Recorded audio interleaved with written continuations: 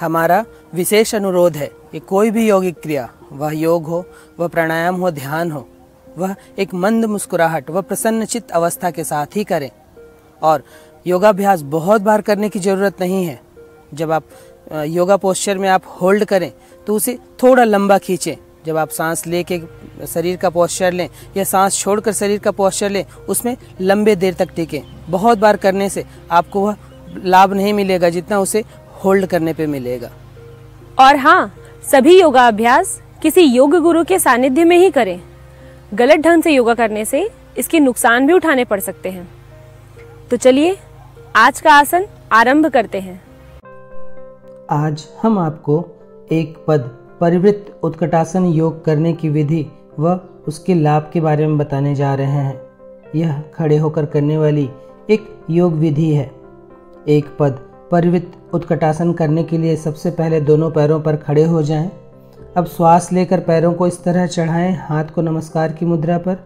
श्वास छोड़ते हुए इस तरह झुकें। 3 से 4 सेकंड रुकने के बाद श्वास लेते हुए सामान्य स्थिति पर। फिर यही क्रिया दूसरे पैरों के साथ भी। श्वास लेकर पैरों को चढ़ाएं, नमस्कार की मुद्रा। श्वास छोड़ते हुए इस तरह झुकें।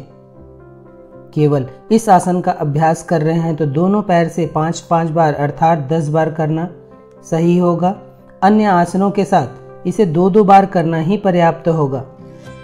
जिन लोगों को ध्यान लगाना आता है वे स्वाधिष्ठान चक्र पर अपना ध्यान लगाएंगे, और जिन्हें ध्यान लगाना नहीं आता वे शरीर में जहाँ कहीं तनाव या खिंचाव हो रही हो, अपने ध्यान को वहाँ रखें। इस आसन के प्रतिदिन के अभ्यास से शरीर शक्तिशाली बनता है।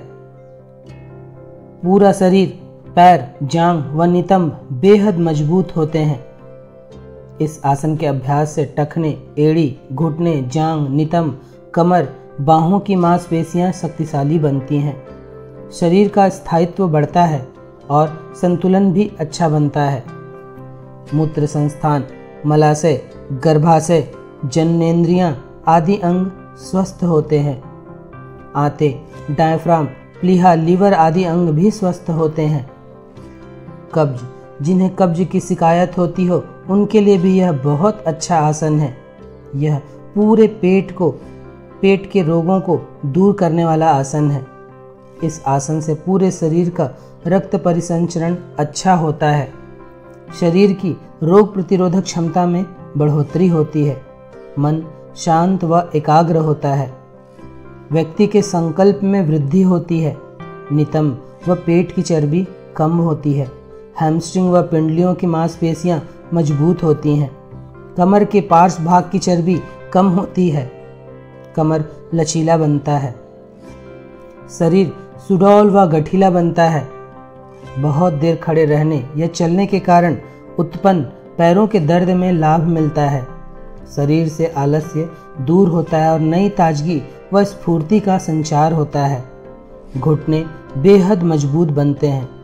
एक पद उत्कटासन कब्ज के रोगियों के लिए भी विशेष लाभप्रद आसन है।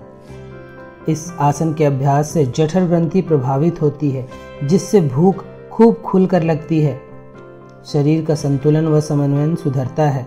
व्यक्ति के व्यक्तित्व में दृढ़ता आती है। चरित्र मजबूत बनाने में सहयोगी आसन है।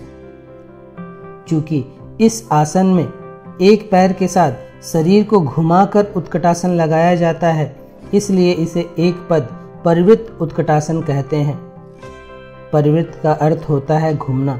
उत्कट का अर्थ होता है शक्तिशाली। आसन का अभिप्राय मुद्रा या स्थिति से है। एक पद परिवृत्त उत्कटासन के अभ्यास से मूलाधार, स्वाधिष्ठान, मणिपुर चक्र स्वस्थ, संतुलित व सक्रिय होते हैं। घुटनों के गंभीर रोगी, नितंब के चोट से ग्रस्त व्यक्ति इस आसन का अभ्यास न करें। गर्भवती महिलाएं 2 महीने के बाद इस आसन का अभ्यास न करें। जिनकी पिछले 1 वर्ष में कोई सर्जरी हुई हो वे भी इस आसन का अभ्यास न करें। उच्च रक्तचाप, वर्टिगो या चक्कर के रोगी इस आसन का अभ्यास सावधानी पूर्वक करें। जिन्हें कोई ज्वर आया हो या कोई बीमारी से शारीरिक कमजोरी आई हो वे भी इस आसन का अभ्यास न करें। तो यह था एक पद परिवृत्त उत्कटासन योग करने की विधि व उसके लाभ।